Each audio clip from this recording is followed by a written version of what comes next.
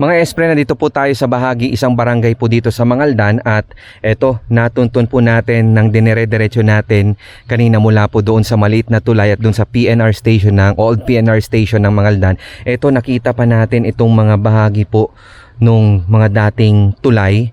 Hindi lang po mga pundasyon mga espre, kundi pati po yung mga original na bakal na parang sa pakiwari ko, i-correct nyo na lang ako mga S-friend, hindi naman ito yung talagang riles niya eh. Ito yung mga nasa gilid na nilagyan po doon.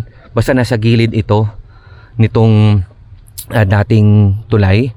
So at least unlike nga po dun sa mga ibang napuntahan natin na puro pundasyon na lang yung nakita natin, ito as in yung original na mga bakal na nandito pa rin, hindi pa rin siya yung binibenta. At wag naman na sana nga kahit papaano magawan pa rin ng paraan para at least bukod sa na-repurpose, alam mo yun, mapangalagaan man lang.